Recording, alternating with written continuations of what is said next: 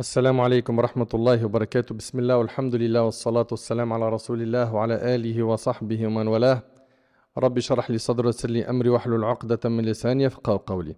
Mes chers frères et sœurs, on continue toujours avec l'aide d'Allah Tabarak wa Ta'ala notre série Le voyage de l'âme après la mort, et on implore Allah Tabarak wa Ta'ala de faire que cette série soit bénie. On implore Allah Tabarak wa Ta'ala de nous accorder une tawba nasuha, un repentir sincère très rapidement. On implore Allah Tabarak wa Ta'ala de nous accorder une bonne fin et qu'on se retrouve en sécurité le jour du jugement.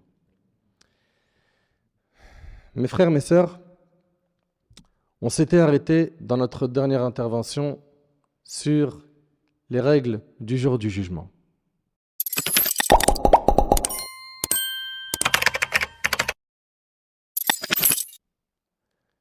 Les règles du jour du jugement. Qui peut me les rappeler rapidement?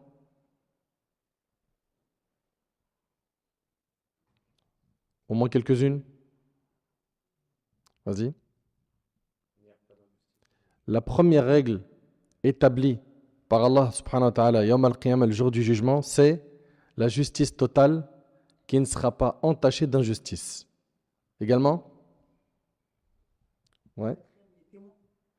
On a également parmi les règles du jour du jugement la comparution des témoins.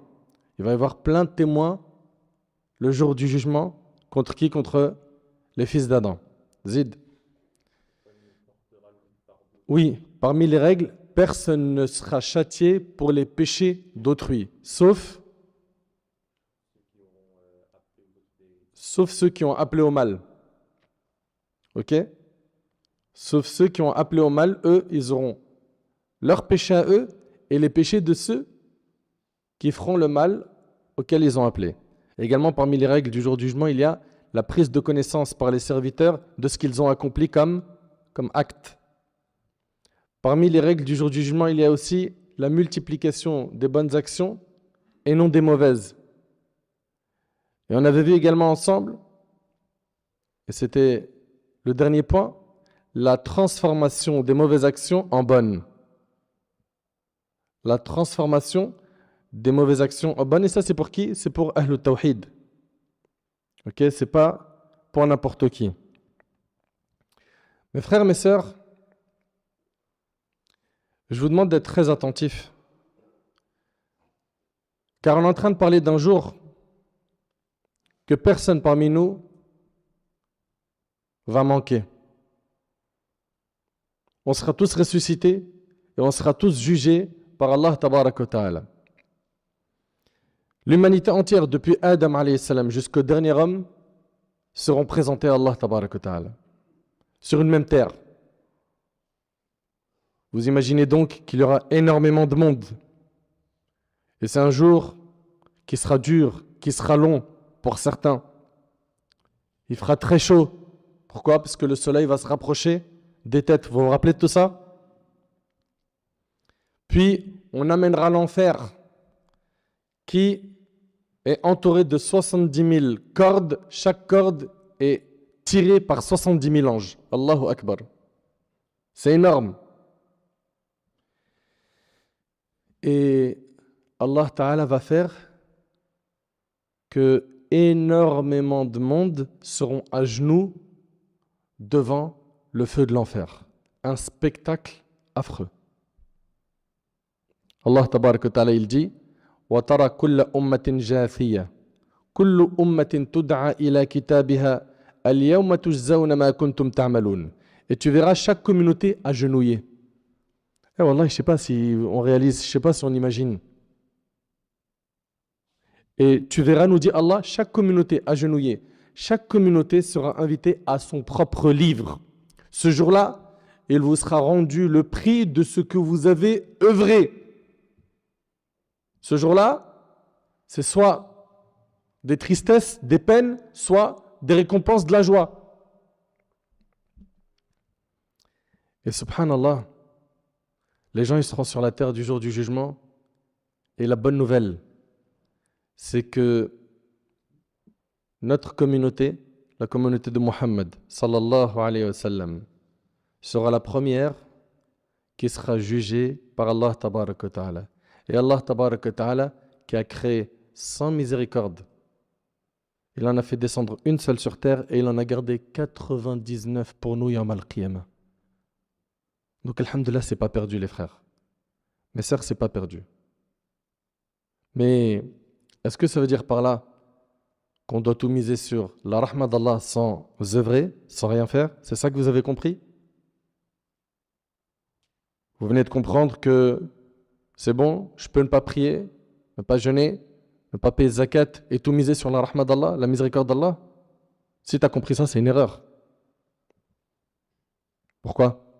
Parce que le paradis, il a son prix. Il faut que tu payes le prix. Il faut que tu sacrifies ton temps, tu sacrifies de l'énergie, que ton cerveau se configure à bien adorer Allah tabarak wa ta'ala pour que tu puisses, bi'idhnillah, récolter la miséricorde d'Allah. Dans un hadith rapporté par l'imam Ibn Majah, avec une chaîne de transmission authentique, selon Abdullah ibn Abbas, radiyallahu anhu, an jami'a as-sahaba, le prophète, alayhi salatu wassalam, a dit « Nous sommes la dernière communauté ». N'est-ce pas? Vous savez que on est la dernière communauté, il n'y aura pas de prophète après Mohammed, alayhi salatu wassalam. Et quiconque croit qu'il va y avoir un prophète après, ou qui attribue la prophétie après Mohammed, alayhi salatu wassalam, à quelqu'un, c'est du kufr. Le prophète sallam, il dit, nous sommes la dernière communauté et nous serons la première à être jugée le jour de la résurrection. L'on entendra où est la communauté illettrée et son prophète. Nous sommes donc à la fois les derniers et les premiers. Les derniers, c'est-à-dire c'est la dernière communauté, et les premiers à être quoi? À être jugés. Et dans un hadith rapporté par l'imam Ahmad dans son Musnad, Al-Hakim dans le Mustadrak, et le hadith il a été authentifié par Al-Hakim selon les conditions de Bukhari et Muslim, et il a été approuvé par l'imam Al-Zahabi, et il a été rapporté par Tirmidhi également. Le prophète alayhi salatu wassalam, a dit, vous êtes venus après 70 communautés. Vous suivez? Vous êtes venus après 70 communautés. Vous êtes la meilleure et la plus noble auprès d'Allah. Allahu Akbar. Dans cette communauté, on a eu des hommes avec un H majuscule. On a eu Abu Bakr as-Siddiq radiallahu anhu, Omar ibn Khattab radiallahu anhu, Uthman ibn Affan, Ali ibn Abi Talib, Talha ibn Ubaydillah, Saad ibn Abi Waqqas, Mu'adh ibn Jabal. On a eu des hommes avec un H majuscule. On a eu des grands savants. On a eu l'imam al-Bukhari. On a eu l'imam Muslim, Abu Daoud, al-Tirmidhi. On a eu des grands savants du fiqh. Des savants qui ont marqué l'histoire. Dans quoi? Dans la jurisprudence islamique. Abu Hanifa, rahimahullah.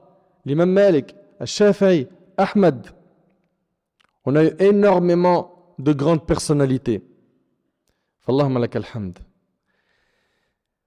Darda a dit qu'elle a entendu Abu Darda dire qu'il a entendu Abu al-Qasim. C'est qui Abu al-Qasim? C'est le prophète Mohammed alayhi salatu wassalam.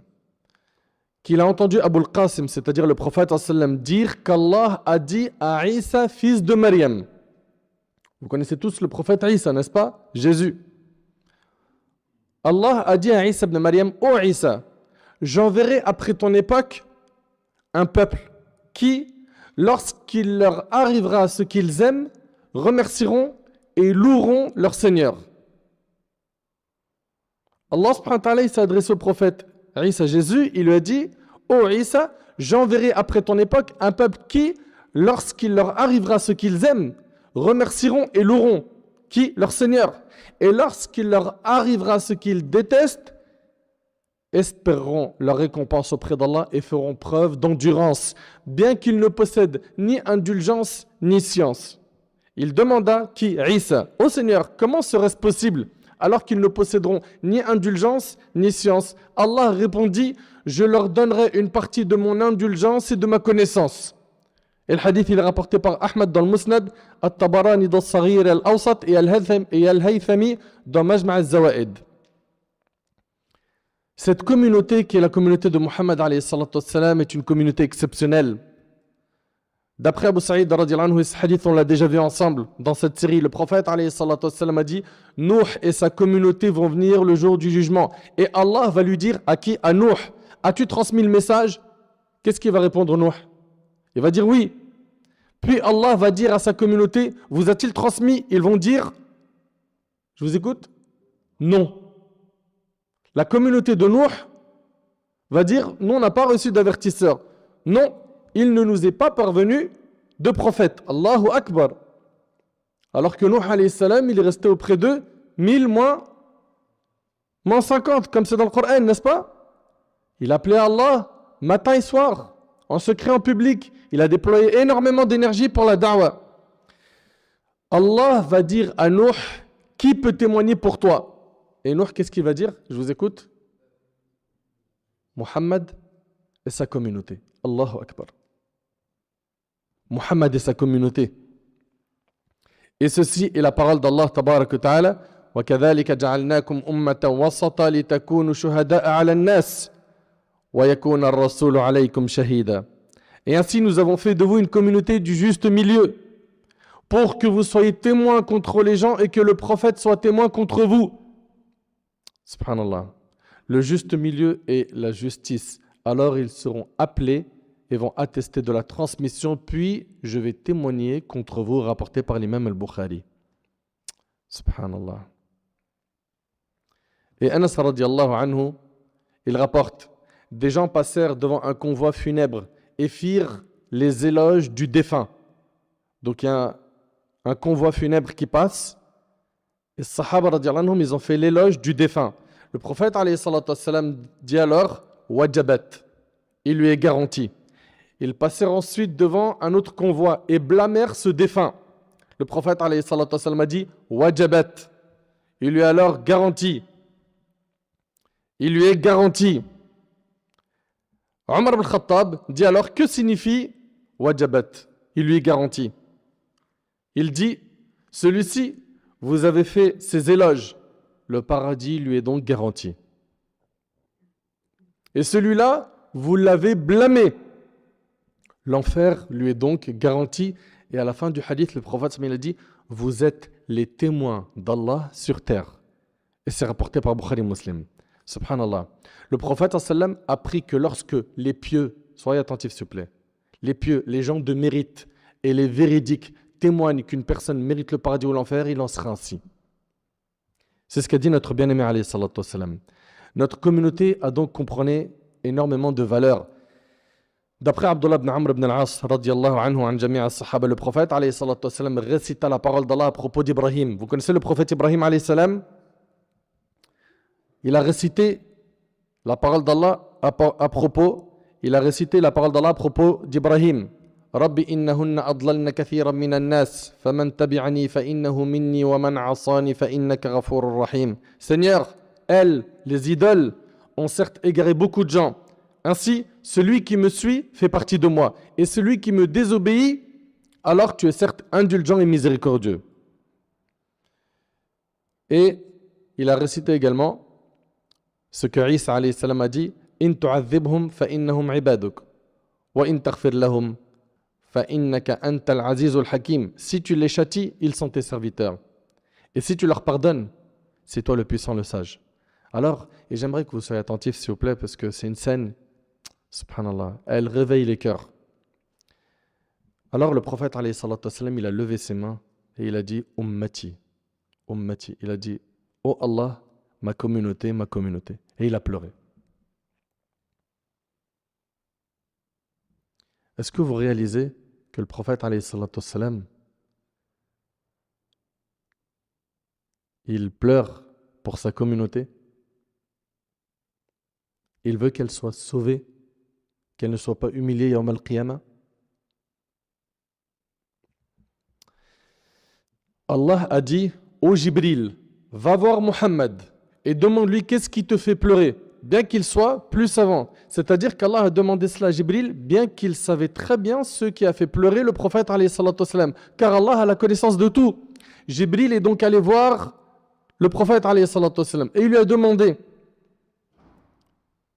Et le prophète alayhi salatu wassalam l'a informé. Alors Allah a dit au Jibril, va vers Muhammad et dis, certes, nous allons te satisfaire concernant ta communauté et nous n'allons pas te décevoir. Allahu Akbar. Vous entendez? Certes, nous allons te satisfaire concernant ta communauté et nous n'allons pas te décevoir. Et le hadith, il est rapporté par Muslim. On voit donc, par la grâce d'Allah subhanahu wa ta'ala, qu'il y a quoi? Qu'il y a beaucoup d'espoir. Il y a beaucoup d'espoir, c'est pas perdu. Même si tu as fait beaucoup de péchés, même si ton passé il est sombre, c'est pas perdu. Reviens vers Allah. Allah Ta'ala il dit Kuntum khayra ummatin ukhrijat linnas. Vous êtes la meilleure communauté qu'on ait fait surgir pour les hommes. Allahu Akbar.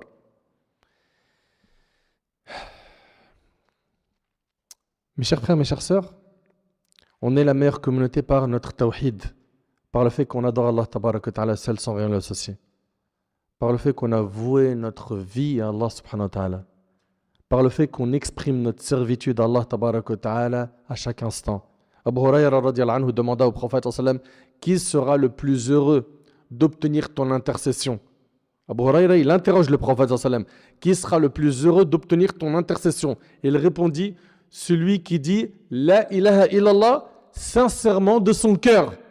Mais celui qui le dit sincèrement de son cœur, ce qui en découle c'est quoi? C'est des bonnes actions ou des péchés? Et le hadith il est rapporté par le Bukhari. Et d'après Sahl ibn Sa'ad, le prophète alayhi salatu wassalam, a dit je vous précéderai au bassin. Il s'agit de quel bassin? Pas tous en même temps. Al-Hawd, c'est donc le bassin du jour du jugement, qui trouve sa source où? Au Kawthar, qui se trouve lui où? Au paradis, barakallahu fik. Le prophète alayhi salatu wassalam, il dit celui qui boira ne souffrira plus de soif. Le jour du jugement, c'est un jour dur, et le prophète il lui sera remis ce bassin et on a fait une intervention complète dessus. Et celui qui va boire de ce bassin, il aura plus soif. Des gens que je connais et qui me connaissent tenteront de m'y rejoindre, mais ils seront interceptés avant leur arrivée auprès de moi. Il dira, alayhi salatu wassalam, ils font partie des miens. Ils font partie des miens. Et comment le prophète ensemble il va reconnaître sa communauté? Ouais. Par la trace des ablutions. Que dire de ceux qui ne prient pas et donc qui ne font pas l'ourdo? Comment vous voulez être reconnu le jour du jugement par le prophète ensemble? Il dira, alayhi salatu wassalam, ils font partie des miens. On me répondra, tu ne sais pas ce qu'ils ont fait après toi. Ils ont changé de chemin. Lui, il a apostasié, lui, il a pris le chemin de l'innovation. Ils ont changé de chemin. Et ils seront privés de boire du bassin du prophète. Mais même le prophète il dira, loin de moi, loin de moi. On me répondra, tu ne sais pas ce qu'ils ont fait après toi. Je dirai alors que reste loin de moi ceux qui ont changé après moi. Rapporté par Bukhari Muslim. Ahbab el-Karam, voyons maintenant les premières personnes qui seront jugées Yawm al-Qiyamah. Parce que n'oubliez pas, c'est le thème de notre intervention aujourd'hui. Abu Hurayra radiyallahu anhu relate. Ce hadith-là, il est vraiment, wallahi, il est vraiment très, très, très, très fort. Et je vous demanderai, s'il vous plaît, d'être bien attentif. Abu Hurayra radiyallahu anhu, ce noble compagnon, il rapporte j'ai entendu le messager d'Allah, sallallahu alayhi wa sallam, dire le premier à être jugé au jour de la résurrection sera un homme. Je vous écoute? Ouais? Non. Non. Non. Barakallahu fik. Un martyr. Le premier à être jugé au jour de la résurrection sera un homme qui a été tué en martyr. Qui est mort en martyr. C'est-à-dire il est mort dans le combat. Fisabilillah. On le fera venir devant Allah qui lui rappellera ses bienfaits en sa faveur. On le fera venir devant Allah qui lui rappellera ses bienfaits en sa faveur, qu'il reconnaîtra. Alors Allah lui demandera, qu'as-tu fait? Qu'as-tu fait? Il répondra, j'ai combattu pour ta cause jusqu'à mourir en martyr. Allah lui répondra, écoutez bien s'il vous plaît, tu mens. La ilaha illallah. Tu mens. En fait, tu as combattu afin que les gens disent, c'est un brave. Tu as fait ça pourquoi? Pour la réputation. Pour avoir un titre honorifique. C'est un brave, un homme courageux. Et ils l'ont dit. Tu voulais le titre, tu l'as eu. Et ils l'ont dit. Puis on ordonnera qu'il soit traîné sur son visage et jeté en enfer. La hawla wa la quwwata illa billah. Ensuite, on fera venir un autre homme qui avait appris sa religion. Puis il avait enseigné. Il avait mémorisé le Coran. C'était quelqu'un donc qui a appris la science et qui l'a transmise à autrui. Allah lui demandera, qu'as-tu fait? Il répondra, j'ai appris ma religion et je l'ai enseignée aux autres. J'ai mémorisé le Coran pour toi. Allah lui dira, tu mens. Tu t'es plutôt instruit afin que l'on dise, c'est un savant. Et tu as appris le Coran afin que l'on dise, il récite bien le Coran. Et tout cela a effectivement été dit. Puis on ordonnera qu'il soit traîné sur son visage et jeté en enfer. Mais je ne sais pas si on réalise. Il est possible que cette personne-là était une personne qui était très suivie parce qu'il faisait la da'wah, parce qu'elle faisait la da'wah. Et son problème majeur, c'est que la fréquence de sa sincérité n'était pas bien réglée. Il ou elle cherchait les éloges. C'était des personnes qui peut-être remplissaient des mosquées quand ils faisaient un dars. C'était des personnes qui voulaient que briller. C'était des personnes qui cherchaient à attirer le regard des gens vers eux. Pas vers la da'wah, mais vers leur personne. C'était des personnes qui vivaient pour faire briller leur personne et pas mettre en avant le din d'Allah. Ils ont utilisé le din pour une fin vile, pour ce bas monde, pour dunya. Ils ont utilisé le din pour dunya. Qu'Allah il nous en préserve. Wallah, ça fait peur. Et il lui sera dit, tu as fait cela pour qu'on dise de toi, t'es un savant. Ça a été dit, ça y est, ta récompense, tu l'as eue. Tu voulais être la référence, tu voulais être le top one, le numéro 1, c'est bon, tu l'as eu ce titre. En 2 mots, tu n'as plus rien à gratter le jour du jugement. Ta récompense, elle est déjà là. C'est les éloges que tu voulais, prends-les. Et wallahi l'azim, je vous en parle, ça me fait frissonner. Ça me fait trop peur. Pourquoi? Je suis plus exposé que vous, moi.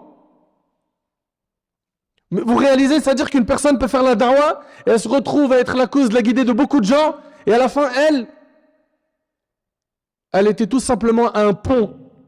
Un pont qui a amené les gens de l'égarement au bien, à la piété, par la permission d'Allah, et à la fin, ce pont, il est jeté en enfer. C'est pas la pire des humiliations, ça? Et ça doit m'inviter, moi ainsi qu'à vous, à faire quoi? À toujours revoir notre intention. À toujours faire les actes que pour Allah. Ne soyons surtout pas de ceux qui cherchent quoi? À satisfaire tous les humains. Et donc, mais tu t'imagines, pour satisfaire tous les humains, qu'est-ce que tu dois faire? Tu dois être quoi? Un caméléon. Avec lui, tu vas montrer un visage, avec l'autre, un autre visage. Au final, tu vas jongler entre quoi? Entre piété et hypocrisie. La chose la plus importante, c'est ton image auprès de ton Seigneur Azza wa Jal. Qu'elle soit clean, brillante. Quitte à ce que les habitants de la terre ne soient pas satisfaits, c'est pas ça le plus important. Mais aujourd'hui, à l'ère des réseaux sociaux, l'intention, elle a pris un coup. Même chez ceux qui appellent Allah.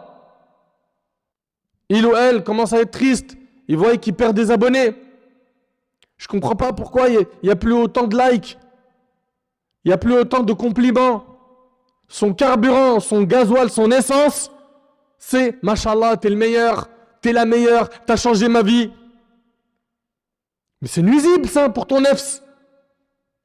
Tu peux te retrouver à la fin à faire ces bonnes actions. Pourquoi? Pour uniquement avoir ce carburant.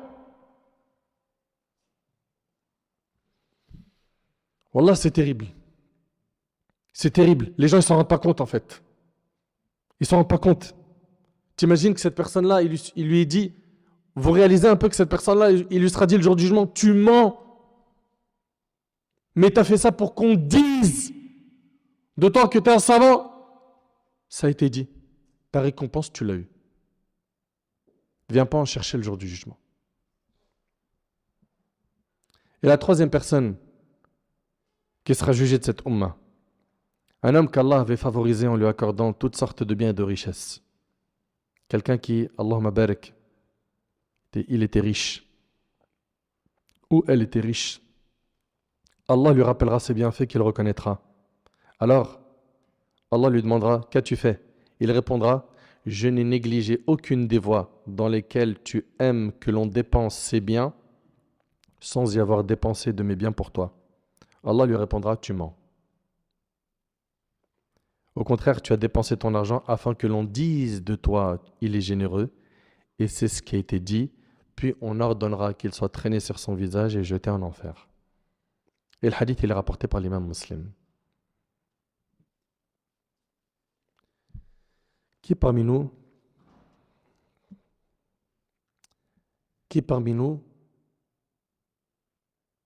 aimerait avoir cette sanction? D'accord que personne. Là, on est bien d'accord que personne souhaite faire partie d'un de ces trois. Il va falloir que tu surveilles ton intention. Il va falloir que tu sois très prudent et que tu revoies toujours pourquoi est-ce que tu fais tel acte, pourquoi tu as délaissé tel acte. Que tout ce que tu fais soit pour Allah Azza wa Jal seul. Et il faut garder en tête qu'Allah Tabaraka wa Ta'ala, il n'accepte que les œuvres qui sont quoi? Faites avec sincérité. Qui sont faites que pour Allah Tabaraka wa Ta'ala. Allah Ta'ala il dit وَمَا أُمِرُوا إِلَّا لِيَعْبُدُوا اللَّهَ مُخْلِصِينَ لَهُ الدِّينَ حُنَفَاءَ وَيُقِيمُوا الصَّلَاةَ وَيُؤْتُوا الزَّكَاةَ وَذَلِكَ دِينُ الْقَيِّمَةِ. Allah Ta'ala il dit, il leur a été ordonné d'adorer Allah mukhlisina lahuddin, c'est-à-dire quoi? Lui vouant un culte exclusif en étant sincère et d'accomplir la salat et d'acquitter la zakat. Voici la religion immuable. Allah Ta'ala il dit فَمَنْ كَانَ يَرْجُو لِقَاءَ رَبِّهِ فَلْيَعْمَلْ عَمَلًا صَالِحًا وَلَا يُشْرِكْ بِعِبَادَةِ رَبِّهِ أَحَدًا. Allah Ta'ala il dit quiconque souhaite rencontrer Allah, suivez bien, alors qu'il fasse des bonnes actions et qu'il n'associe rien d'autre dans l'adoration de son Seigneur. Et le prophète, alayhi salatu wassalam, dans un hadith rapporté par l'imam Muslim selon Abu Huraira, a dit, Allah, exalté soit-il, a dit, je suis celui qui se passe le plus d'un associé. Quiconque accomplit une œuvre dans laquelle il m'associe à autrui, je l'abandonne lui ainsi que son association. Et d'après Abu Sa'id al-Khudri, radiyallahu anhu, le prophète, alayhi salatu wassalam, il est sorti vers les compagnons alors qu'ils étaient en train de se rappeler Ad-Dajjal. Vous connaissez Ad-Dajjal? Le Masih Ad-Dajjal, le faux Messie. Alors il a dit, voulez-vous que je vous informe de ce que je crains pour vous plus que le faux Messie? T'entends la question? Voulez-vous que je vous informe de ce que je crains pour vous plus que le faux Messie? Et ils répondirent, bien sûr, au messager d'Allah. Il dit, le polythéisme caché. Ash-shirkul khafi. La personne se lève pour prier et embellit sa prière car elle sait qu'une personne l'observe, et c'est rapporté par Al-Imam Ibn Majah. C'est ça, c'est l'ostentation. L'ostentation. Vous imaginez, le prophète sallallahu alayhi wa sallam nous dit qu'il craint pour nous l'ostentation plus que le Messie ad-Dajjal, le faux Messie. Et c'est déjà arrivé à des gens. Il commence la salat, il est sur l'autoroute. Du kung-fu. Il est au recours soujoud, il ne sait même pas ce qu'il est en train de faire. Ok? Puis après, quelqu'un il rentre, et là, il ralentit, il reprend la vitesse normale. Maliki yawmiddin, iyyaka na'budu wa iyyaka nasta'in. Pourquoi il y a eu ce changement dans la salat? Pourquoi? Parce qu'il y a quelqu'un qui est rentré et il voulait embellir son adoration devant ce quelqu'un. Mais comment on réfléchit? Ce quelqu'un, est-ce que tu as des comptes à lui rendre le jour du jugement? Non, mais Allah tabaraka wa ta'ala, à qui t'as présenté cette salade bâclée et qui comptabilise tout de tes actions? T'as pas honte de lui? T'as pas honte de faire cette prière bâclée, bancale, où souvent il lui arrive de se dire j'ai fait trop 4 rakats, ma'alish. De toute façon, Allah il pardonne. C'est quoi ça? Il prie tellement vite, il n'est pas concentré, il ne sait jamais qu'est-ce qu'il a fait comme rak'at, 3, 4, c'est pas grave. Il fait des erreurs dans la salat ma'alish, il les corrige pas, il ne veut pas évoluer, il ne veut pas apprendre. Mais jusqu'à quand? Jusqu'à quand? Et d'après Mahmoud ibn Labid, le prophète a dit, certes, ce dont j'ai le plus peur pour vous est le polythéisme mineur, c'est-à-dire l'ostentation. Le fait de faire les actions qu'on fait à la base pour Allah, pour les gens, pour avoir des éloges. Les compagnons ont dit, qu'est-ce que le polythéisme mineur? Le prophète a répondu, c'est l'ostentation. Le jour du jugement, lorsqu'Allah va juger les gens, il va dire à celui qui pratique cela, partez. Partez vers ceux pour qui vous faisiez de l'ostentation dans la vie d'ici-bas et voyez si vous trouvez une récompense auprès d'eux. Et le hadith, il est rapporté par Ahmed. T'as fait ça pour les gens, va chercher ta récompense auprès des gens. C'est terrible. Et ça sera dit quand? Le jour du jugement. Ce jour-là où toi, à la base, tu as besoin de sécurité, tu as besoin d'être apaisé, tu as besoin d'entendre des bonnes nouvelles. T'imagines un peu? Entendre, va chercher ta récompense chez eux. Tu as fait ça sur TikTok, tu as fait ça sur Snap pour briller. Tu as fait la da'wah sur Insta pour qu'on dise de toi. Tu voulais être le number one et qu'on te montre du doigt, attirer le regard des gens, qu'on parle de toi. Tu voulais juste que ta personne brille. Va les voir, va chercher ta récompense auprès d'eux. Et c'est pour cela, c'est un message que je me donne à moi-même ainsi qu'à vous. Wallahi mes frères et mes sœurs, wallahi je vous aime pour Allah. Et c'est du fond du cœur que je vous dis ça. Avant de poster quelque chose sur le net, et je parle d'un rappel religieux, je ne parle pas de futilité, de péché, ça, bannissez-le de votre vie. À moins que vous voulez vous retrouver à regretter. Yawm al-Qiyamah. Là, je parle de ceux qui appellent à Allah. Avant de poster quoi que ce soit, pose-toi la question avant de cliquer sur publier. Pourquoi tu l'as fait? Pourquoi ce message t'as voulu le poster? Pourquoi est-ce que tu as fait ce montage vidéo sur la conférence ou la khutbah d'un imam? T'as mis du sous-titrage, t'as mis des anachid, t'as mis ça sur le net. Pourquoi? Est-ce que ce que tu voulais c'était que ta chaîne YouTube ou sur ton compte Insta ou ton compte TikTok soit brillant et que t'aies toi le monopole des vidéos de rappel? Qu'est-ce que tu voulais par cela? Quand t'as posté, tu recherchais quoi? Tu voulais quoi? Quand vous prenez aujourd'hui vos smartphones et que vous faites des vidéos TikTok ou des lives, vous voulez quoi? Attirer les gens vers vous ou vers le dîn d'Allah? Est-ce que vous voulez vous retrouver perdant le jour du jugement? Ces textes-là sur l'ostentation, ils vous font pas peur? Vous avez des cœurs de pierre, de la roche?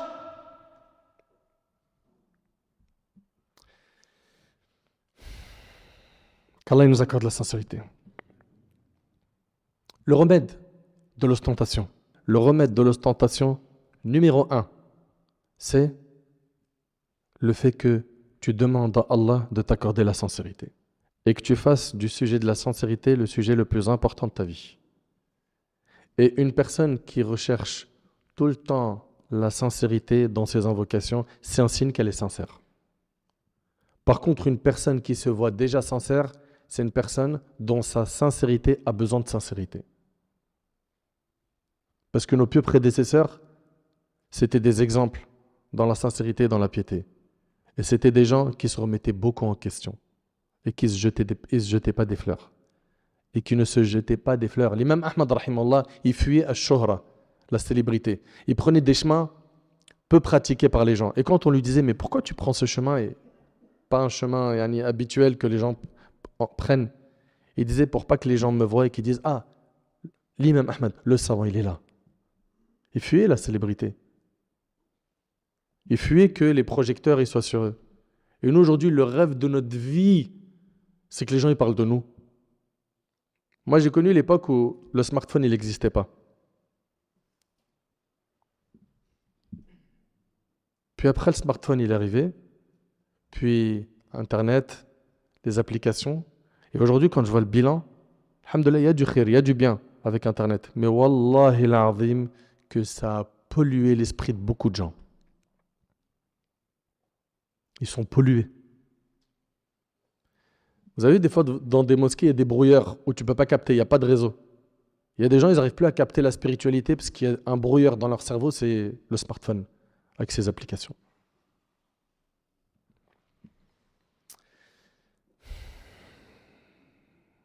Invoque Allah matin et soir de t'accorder la sincérité dans tes paroles, dans tes actions, en secret, en public.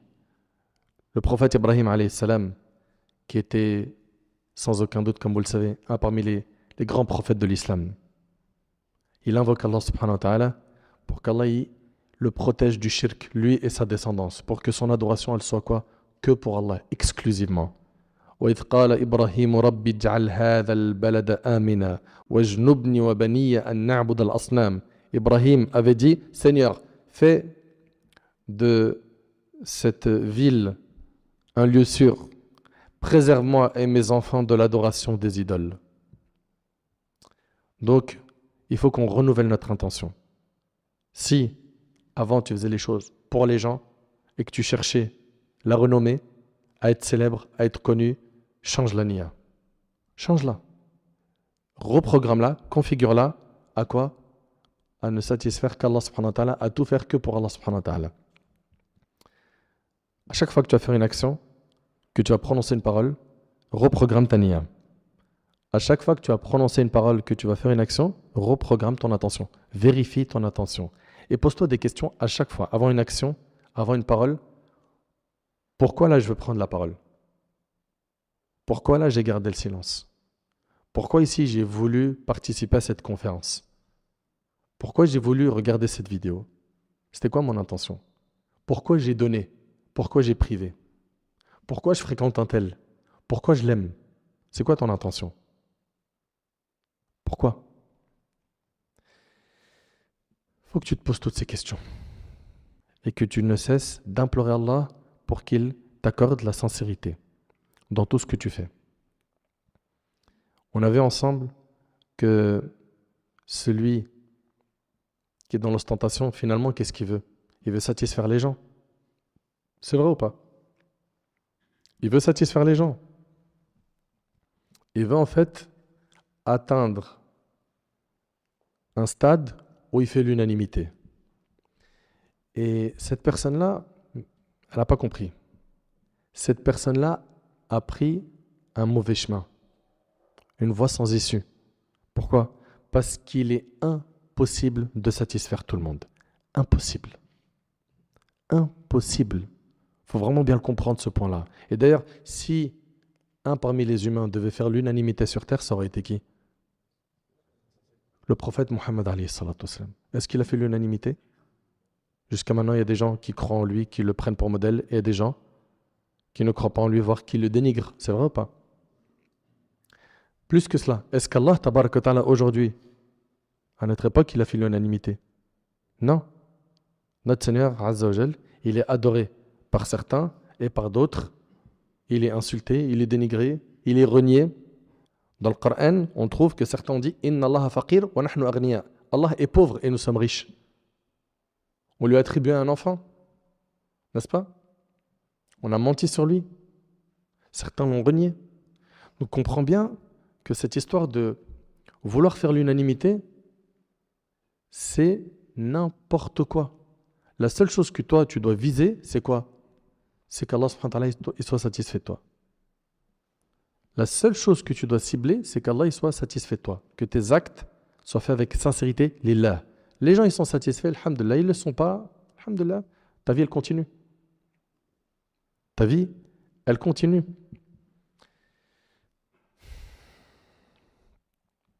Et puis, à quoi va te servir ces éloges, ces abonnés, ces likes, si de l'autre côté, Allah il te déteste? Mes chers frères, mes chères sœurs, Allah Ta'ala il dit Inna alladhina amanu wa amilu salihat sayaj'alu lahum ar-rahman wudda. Allah Ta'ala il dit ceux qui ont cru et accompli des bonnes œuvres, le tout miséricordieux accordera son amour. Et je vous pose une question. Si tu gagnes l'amour d'Allah, est-ce que tu n'es pas d'accord que tu as tout gagné? Si tu gagnes l'amour d'Allah, tu as tout gagné. Tout. Quand Allah tabaraka ta'ala t'aime, à la fin, qu'est-ce qui se passe? Les bonnes personnes, elles t'aiment. Les bonnes personnes t'aiment. Abu Hurayra radiyallahu anhu relate que le prophète alayhi salatu wassalam a dit les gens sont comme des minerais, comme l'argent et l'or. Les meilleurs d'entre eux, dans la période pré-islamique, sont les meilleurs en islam, s'ils s'instruisent. Et les âmes sont des armées mobilisées. Celles qui se reconnaissent s'attirent et celles qui se méconnaissent se repoussent.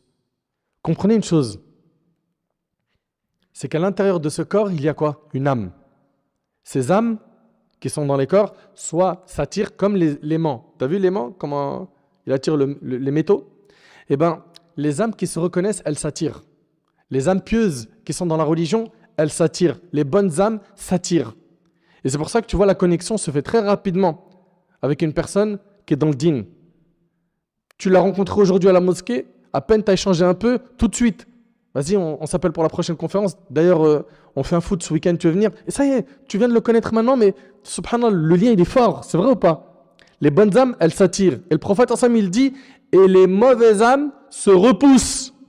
Des fois, tu restes avec quelqu'un, il n'est pas dans le digne, son cerveau il est configuré malheureusement par Satan. Tu parles un petit peu avec lui, tu vois que le réseau il passe pas. T'arrives pas à accrocher. Bien sûr, ces gens-là, on leur souhaite la guider. On a de la peine pour eux. Ok? On demande à Allah subhanahu wa ta'ala d'améliorer leur situation.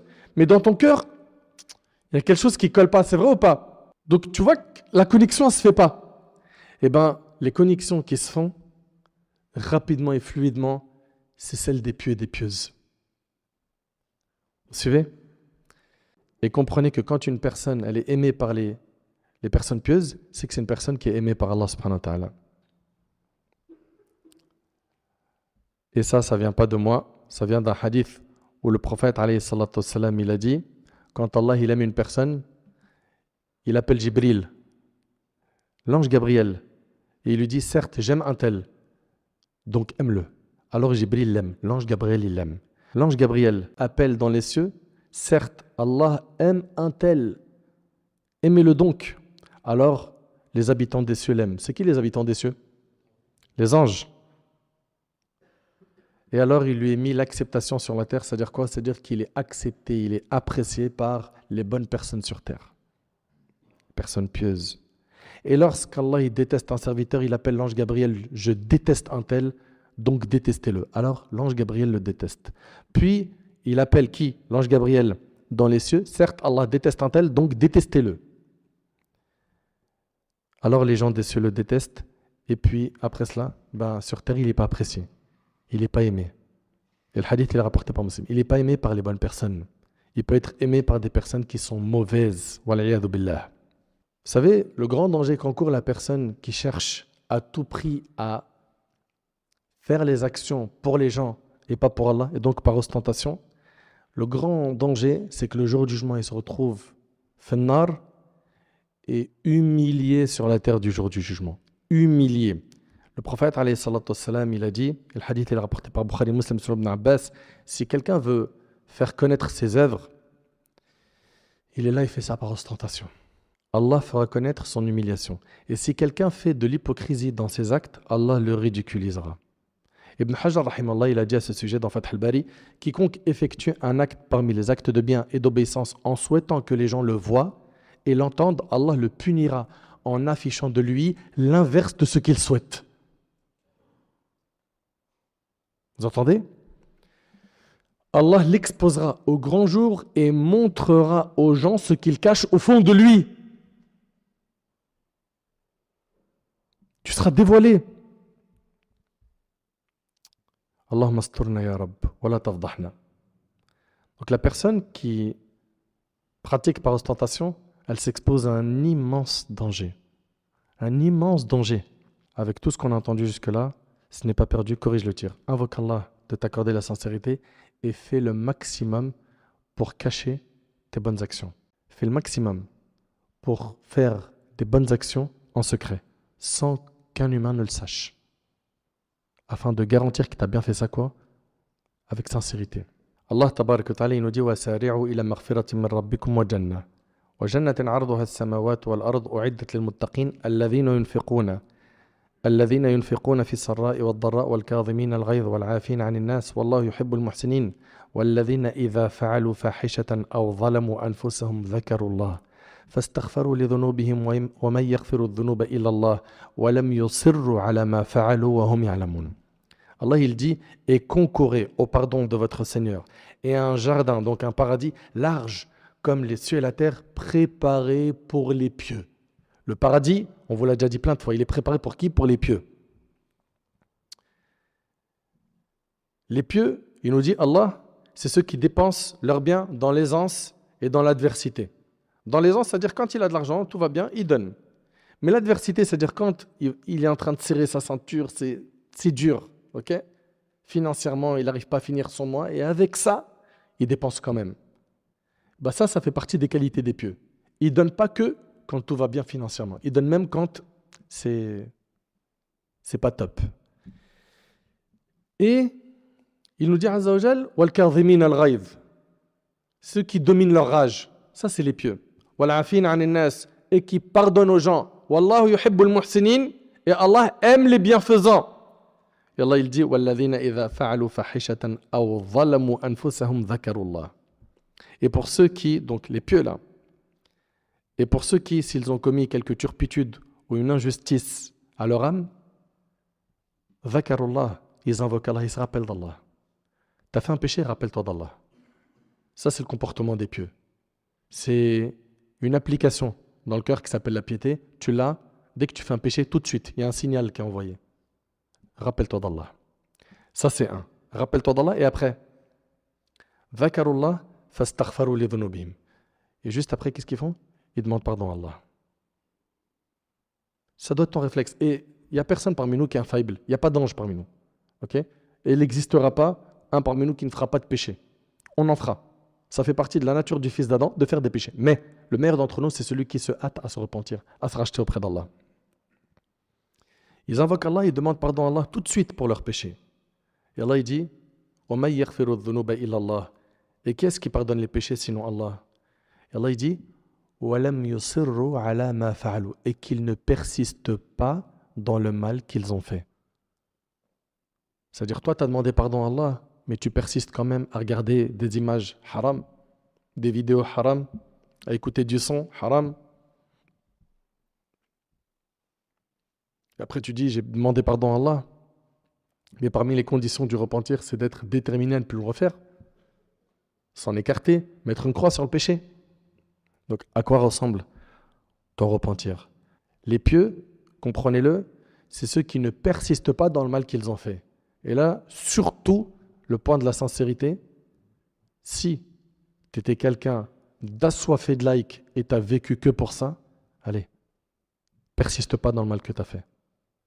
Et si tu fais ça, que tu arrêtes de persister dans le mal que tu as fait, sache que, alhamdulillah, tu as cette qualité qui a été décrite par Allah tabaraka wa ta'ala concernant les pieux.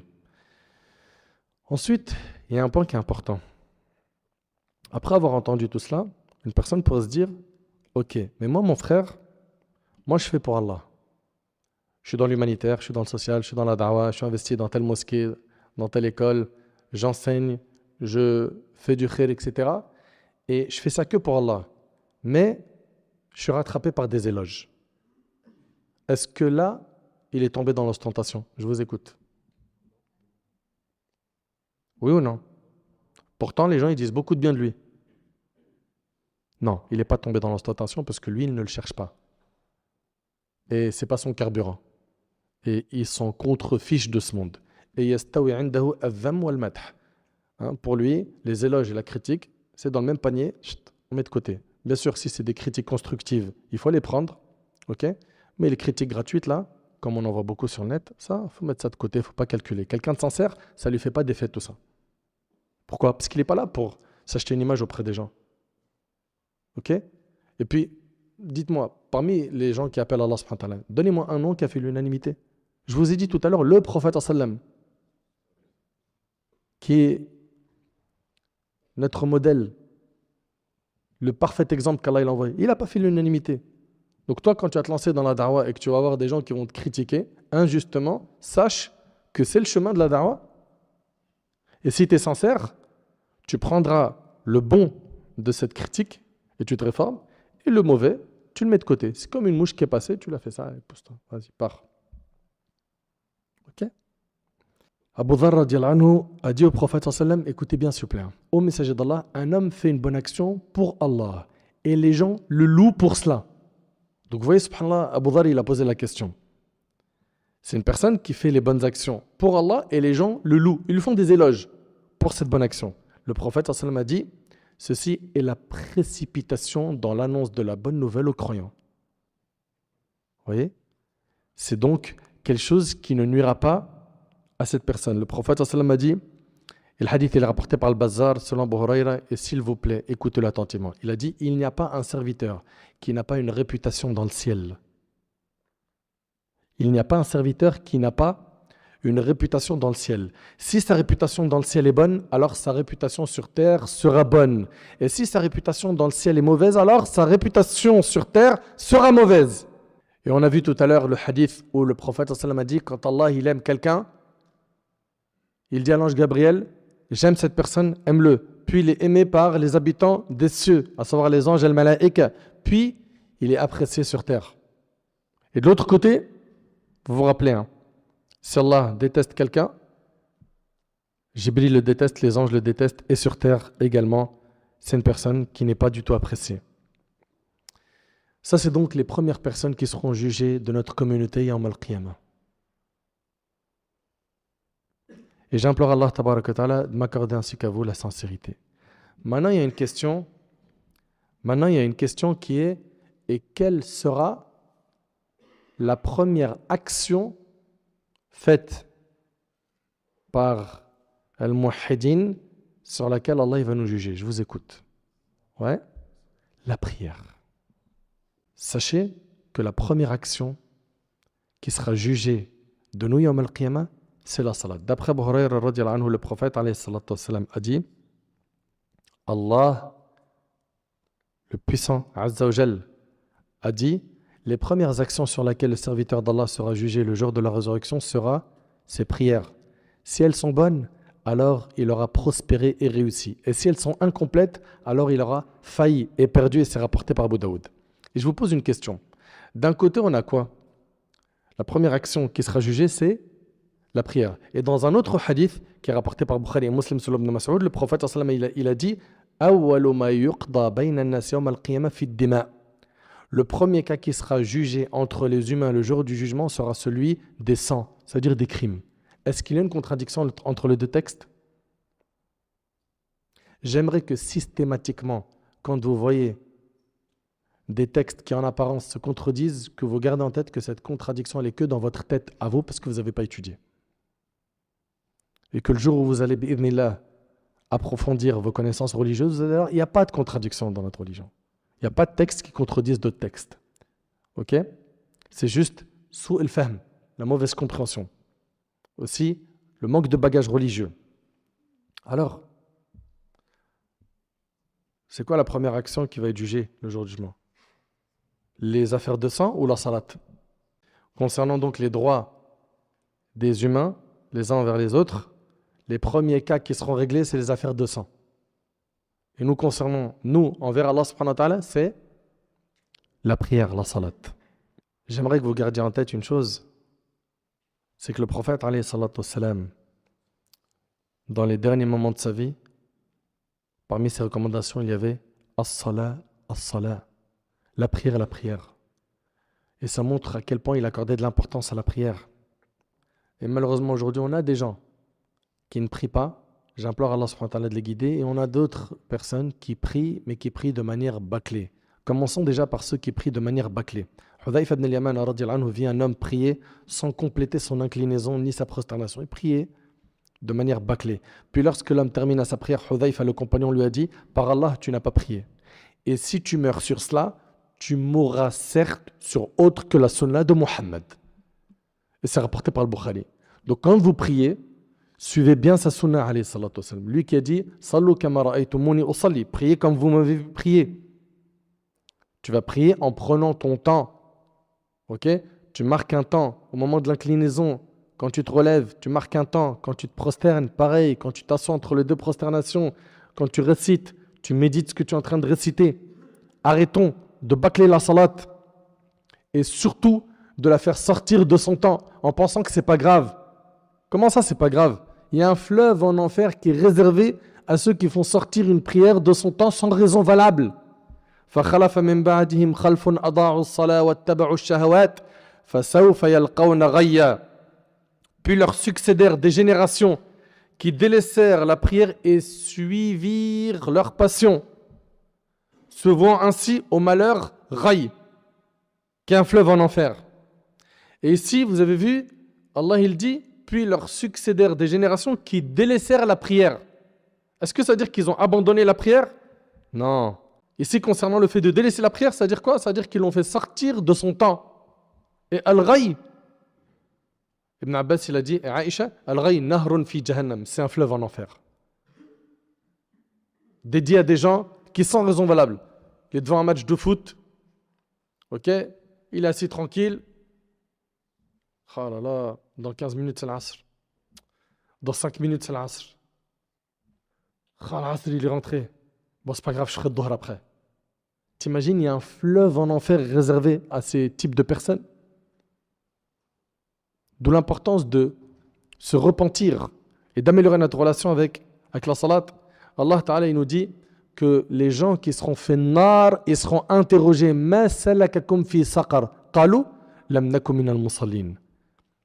Il sera demandé à ceux qui sont faits nar dans le feu, qu'est-ce qui vous a dirigé dans le feu ardent? Ils diront, nous n'étions pas du nombre de ceux qui faisaient la salat. Faites très attention de ne jamais abandonner la salat, quoi que vous ayez fait comme péché. Parce que des fois, Shaitan, il va venir vous arnaquer. Il va dire, hey, t'as vu tout ce que tu as fait comme péché? Ça ne colle pas avec la salat. Arrête la salat. Et pourquoi tu n'arrêterais pas plutôt le péché et tu gardes la salat? Pourquoi ce mauvais choix? Tu as fait un mauvais calcul. Là, tu étais dans un virage où tu as le choix entre la salat ou cette femme pour continuer à faire la fornication. Et qu'est-ce qu'il a fait? Il a dit, non, salat, on la met de côté. Fornication, on garde. C'est pas ça le réflexe de quelqu'un qui veut aller au paradis. C'est fornication, je mets de côté et je combats ça avec ma salat. Allah Ta'ala il dit quoi? Wasta'inu bis sabri was salah. Et recherchez le secours d'Allah dans l'endurance et la prière. Je combats ce péché qu'est la fornication par le fait de multiplier la prière et d'implorer Allah, surtout quand je suis prosterné, pour lui dire Ya Rab, détache-moi de ce péché. Ya Allah, il y a un amour illicite dans mon cœur, d'une femme ou d'un homme ou de l'argent illicite. Ya Rab, débarrasse-moi-en. Ya Allah, c'est toi le maître. Je suis faible, je suis pauvre, je suis incapable. Aide-moi, donne-moi la force. Seul, j'arrive pas. Demande donc à Allah. Et malheureusement, il y a des gens dans notre communauté qui ne font pas salat et qui trouvent ça lourd. Ces 5-10 minutes par prière, ils les trouvent lourdes. Mais rester des heures au café, rester des heures avec ses potes au téléphone ou en bas de l'immeuble ou dans une sortie ou dans une balade ou à faire du shopping ou à regarder des séries ou à scroller sur son smartphone. Ah là, le temps il passe bien. C'est agréable. Pourquoi tu es devenu comme ça? As-tu oublié que le prophète alayhi salatu wassalam, il a sévèrement menacé celui qui délaisse la salat? Wallah, il y a des textes qui font très très peur. Le prophète sallallahu alayhi wa sallam, il a dit aucune prière ne pèse plus lourd aux hypocrites que celle du Fajr et du Isha.